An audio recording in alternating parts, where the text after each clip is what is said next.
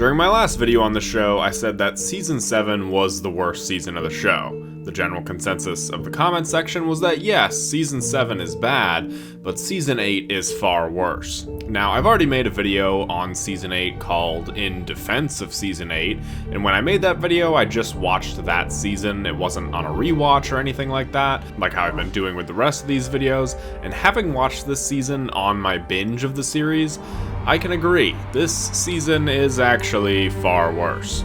Like I said, I already made a video talking about what I liked in Season 8, so if you're a big Season 8 defender, go watch that video, because in this video, the gloves are off and I am going in on this season. Because this season is bad. Like, really bad. This was initially the season of the show that I stopped watching. Season 7 just left a really bad taste in my mouth, and when this season came on, I went off to college, didn't have cable, and I just generally didn't care to watch the show anymore. The show just felt cheaper. The realism of this post-apocalyptic drama felt far too different with the inclusion of scenes like this, and no one dies. AMC was in absolute crisis management mode with this season because for the first time, really in the show's history, the show was pretty much universally disliked. Season 7 had terrible ratings and the viewership numbers were down, so they went in a different direction with the marketing for this season. The Comic-Con trailer, which I used to look forward to every year, was absolutely abysmal for Season 8.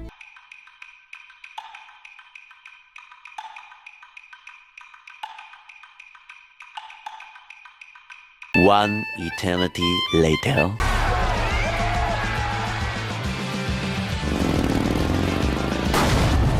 There was just no hype surrounding this season, which was astonishing because this was supposed to be the most action-packed and eventful season of the show yet. And to its credit, it probably is the most action-packed, but when you have action that feels hollow and repetitive, you might as well just have an off-screen battle. This season promised more action, more guns, more deaths, but it didn't exactly work out in the show's favor. So prepare yourselves, Season 8 defenders, if you're already offended or if you're already typing, wait a little bit longer, because I'm sure you'll have a lot more to say, because I'm talking about the actual worst season of The Walking Dead, Season 8.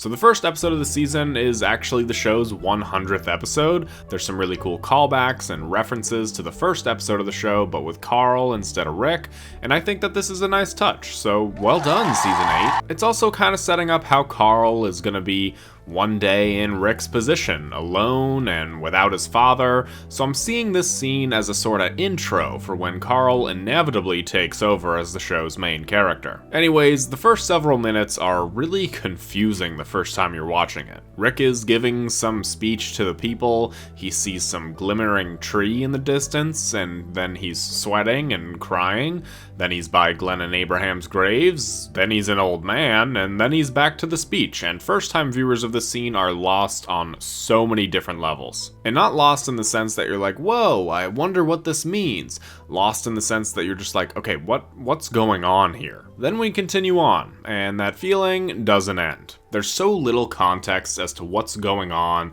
the actual timeline of the episode, when we're in the past, the present, the future, or really what anybody is actually doing. We can gather that they're on some sort of planned out mission, but we don't know what this mission is, when all of this is happening, and this is just one of the issues that I have with this season, but it's a big one, and that's the editing. I'll touch more on that in a few minutes. Let's go to the group wasting all their bullets at the sanctuary. Rick stares down Negan, who's less than 50 yards away from him, starts shooting at him, cut to commercial. Then Negan just dodges these bullets and jumps out of the way. Okay, sure. Then everybody else continues firing. At the building? What's the point of this? What if all these innocent people that they're trying to save were up in these windows? We didn't see any saviors poking their heads out from the windows. Literally just an insert shot of like a rifle hanging out from the windows would have saved well, this portion of the scene. This is just a waste of ammo, right along with their coordinated gunfire salute or something like that they did earlier, which is yet another huge issue with this season. Sure, there's lots of action, but the bullets only hit their targets like 5% of the time, honestly probably even less than that. When last season made such a big emphasis on the amount of ammunition that both sides have, and gave Eugene this elevated role because he knew how to make bullets, for over half this season, ammo doesn't seem to be even a slight concern for anyone. I mean, where do they... Oh, wait, Daryl actually gets a max ammo right here, never mind. The ending of the episode ends with another reference to the end of the first episode. That's all nice, but it also ends with even more timeline shuffling and confusing editing. I've talked a number of times about how my girlfriend is watching the show with me for the first time, and I could tell that she was just mentally checked out for this episode. She said that this was by far the worst episode of the show, and from what she has seen so far, I don't disagree. This first episode did not live up to the legendary episode 100 title that other shows have. This feels like an entirely different show. Like this season had a different editor, or like it was just trying to be really different and really artistic indie movie vibes, and it doesn't come across well whatsoever. Now let's talk about this all-out war, one of the most important arcs of the comics and to this storyline overall. This season is at its best when the fight scenes aren't about the good guys taking down the bad guys, but when it shows the gray sides of this conflict and how the war really isn't good for anyone. All the yay, bam bam, now look, the bad guys are dead scenes are insanely boring to watch, and unfortunately that's most of the season. Scenes like Rick killing the savior that was ultimately just trying to protect his child is the type of shit that I wanted to see more of. Rick was all in on killing every savior he came across, but seeing a father do everything he could, not to take out Rick, but to save his child, gives Rick second thoughts on his actions, and that's the stuff that's incredibly powerful to see. That's what this war should have consisted of. This is a dark story about how humans react and treat each other in the zombie apocalypse. This is not a Marvel movie where the good guys and the bad guys are so clearly defined. This war should be horrific and traumatic. And while some moments in this season get this aspect right, the majority of the actual war is just bland action sequence after bland action sequence of our characters killing the saviors mercilessly and really without remorse. None of them have any sort of like PTSD from this war. Nothing is really treated with a big amount of weight behind it. This war just feels hollow. Morales comes back in the show.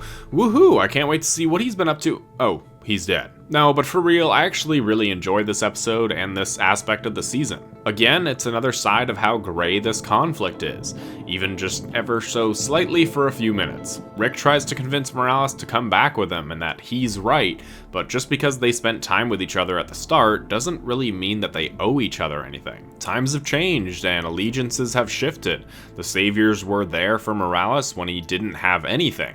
He sees no reason why he should go and join Rick, even if he is ever so slightly standing on higher moral ground. Morales' life with the saviors has been steady and safe until Rick started all of this, so from Morales' point of view, even though he spent time with Rick and liked him, he's the bad guy now. But what could have been an incredibly powerful storyline and message being told through his character, they just kill him off. Don't you guys think it would be better if we keep Morales around for a little while? Don't matter. Not one little bit.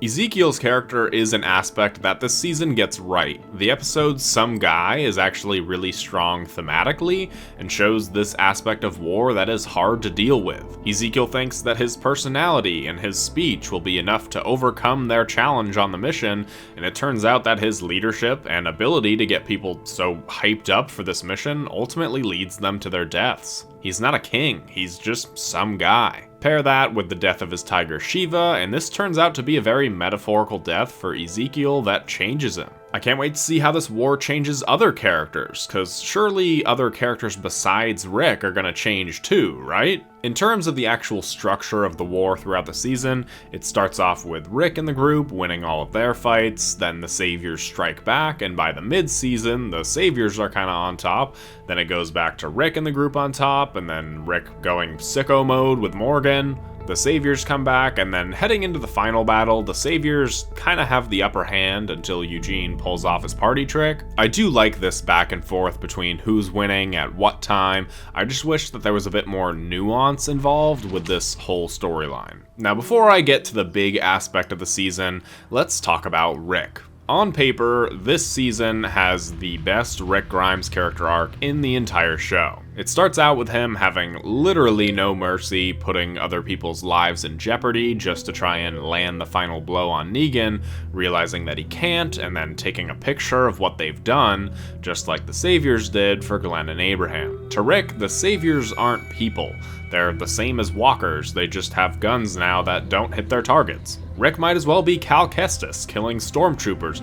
Actually, you know what? Rick might as well be Starkiller killing stormtroopers with how OP he is compared to the enemies around him. But then something happens at the mid-season that ends up changing Rick's mind. He avoids his grief and the message that his son was trying to share with them so that way he can continue his kill streak, but before he gets to drop a nuke, he ultimately realizes that Carl is right and he needs to honor the wishes of his son. He lets his emotions get the better of him again, but ultimately ends up sparing Negan. The grief and loss he's faced in this war almost too much for him to handle. Now, saying all of this makes me think that this season must have been really great, because I love this arc for Rick on paper. I think that the execution is alright, certainly the best part of the season, but it's also not entirely present for most of the season. These Rick moments are few and far between, and when they happen, they're great, but it doesn't outweigh the rest of the horrible writing of the season.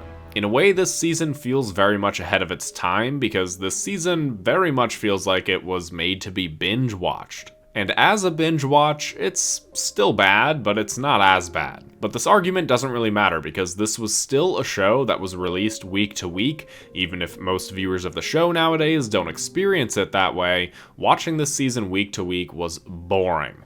Same as season 7, but this went in the opposite direction of season 7. There was so little action in season 7 and it was so slow that basically nothing happened. In season 8 you get battle fatigue because so much happens, but at the same time only a few things of importance actually happen. I talked about it a bit, but let's talk about the biggest enemy of the season, the editing. This season is edited horribly. It feels like it's trying to be very artistic and clever, but it comes across as laughably bad. I talked about the weird pacing and cuts of the first episode, but in episode 2, there's these weird close-ups of all the characters' faces for like absolutely no reason, and it goes on for way too long. And then in the third episode, we get these weird flashbacks that fade to black that happened like moments before the scene that just happened. Like, just put these scenes in order. There's no suspense here just because you're bouncing back and forth between scenes that happened like 5 minutes apart. The season is absolutely filled with these strange, creative editing choices, and they on absolutely no level work for me, even the tiniest bit.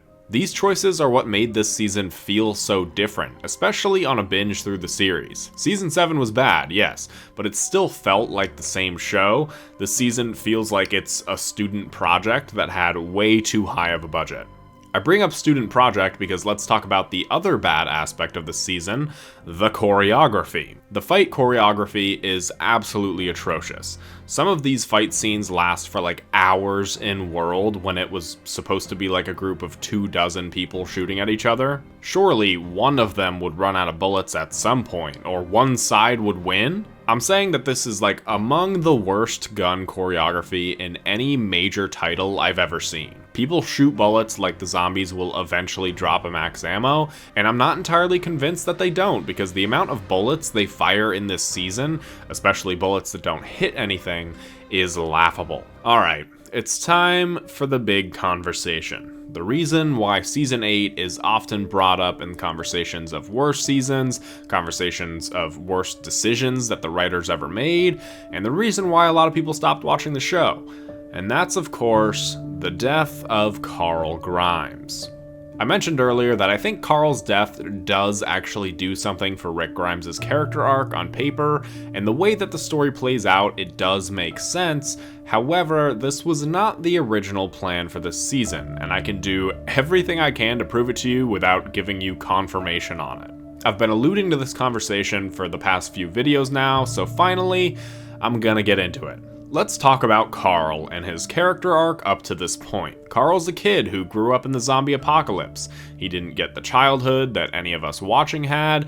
He was forced to grow up much quicker than literally everybody else around him. So he did. He could handle himself when it came to walkers. He was more of an adult than any of the teenagers when they arrived in Alexandria, going all the way to season 7 when Carl quite literally risks his own life to go on a solo mission to take down Negan. That mission didn't work, but he was one of the primary factors for why Rick changed his mind and realized that he needed to fight Negan. He helped them get the guns from Oceanside and was prepared to fight Negan along with everybody else, and had it not been for a last-minute save from Shiva the Tiger, Carl would be a goner. By the way, this is definitely a moment that the show wants you to forget about, but make no mistake, Negan was going to kill Carl in this scene. So with all of this happening to Carl, surely in season 8 he would have more elevated feelings of killing the saviors and wanting to participate in this war. Well, that's not what happens at all. This character, who's been going down a dark path the entire series up to this point, and who just went on a solo mission of revenge the season prior, is now a believer in peace and how this war can be settled formally if they all just talked it out. What? Bro, what are you talking about, man? Now this sounds an awful lot like the mindset that a different character had for a long time. And that character is Morgan. When Morgan was reintroduced in the show in season 5, he was far different from the crazy man that we had seen the last time he was on screen. In season 6, when Morgan became part of the main cast, he believed that all life is precious. He couldn't bring himself to kill the wolves, he couldn't go on the mission to the satellite station, and wanted to try and end this conflict before it even began by communicating with Negan and the Saviors. These are all traits that season 8 Carl possesses, and this is because Morgan was supposed to be the one to die this season, not Carl. You see, something changed during the time between seasons 7 and 8, possibly even earlier, but thematically, it would have made perfect sense for Morgan's character to be the reason why Rick would change his mind about Negan. Let's go back to the satellite station episode for a moment. Instead of going on this raid, Morgan stays behind in that episode. To do what, you ask?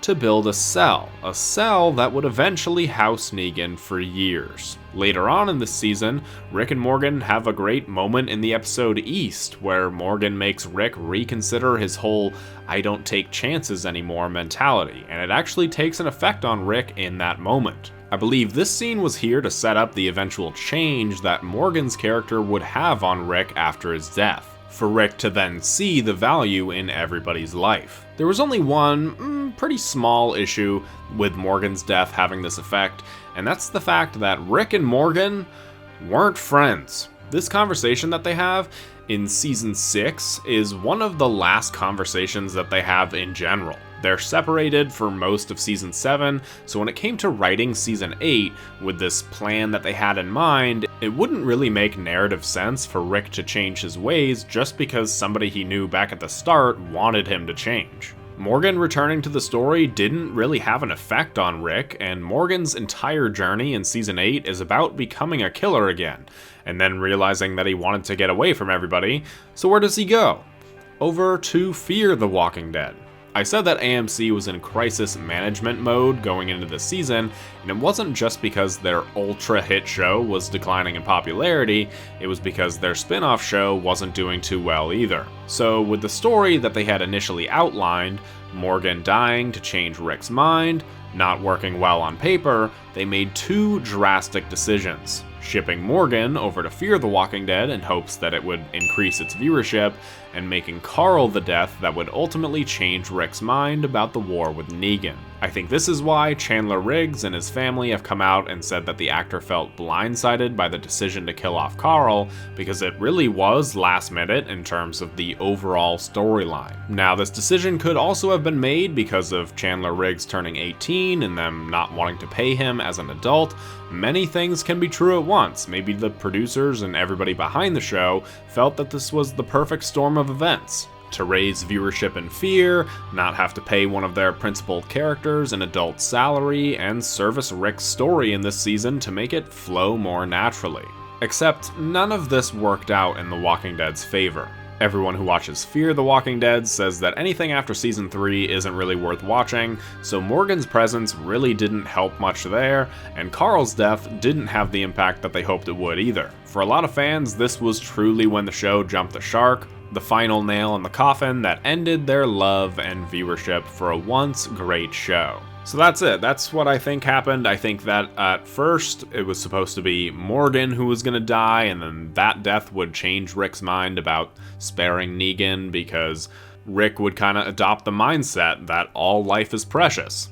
But Morgan eventually abandons this whole idea in season 7, and then also Rick and Morgan aren't good friends anyway, so his death wouldn't really change Rick at all. So to make it make sense, they changed the big death of season 8 from Morgan to Carl. Maybe I've been hyping this up too much, but I've never actually seen anybody connect the dots in this sense before, and to me, I think that it all makes perfect sense and aligns with everything that was happening in the show and this universe in general. But I don't know, let me know your thoughts in the comments below. So yeah, season 8 is not very good. It feels like a completely different show. The editing and choreography are atrocious. Carl's death was the show's biggest misstep they could have ever taken, and despite a really great character arc for Rick, there's basically no other redeeming qualities. Solely for Rick's story in this season, I'll give season 8 a 3 out of 10. But yeah, I wasn't gonna subject my girlfriend to watch this entire season, so we watched a few important moments, and we're on to season 9, which is, thankfully, against all odds, a pretty great season of television. Alright, season 8 defenders, let me hear you in the comments below, but if any of you enjoyed the video, I'd appreciate a like and subscribe if you want to see more content like this. I've got the remaining 3 seasons of The Walking Dead to cover, but I'm also doing a retrospective on Game of Thrones now, and after I'm done with The Walking Dead, I'm gonna do a different show, so leave me some ideas for which ones you want to see, and if it sounds good, I might do it. Anyways, thanks to all my channel members, and I'll see you all in the next one. Yeah.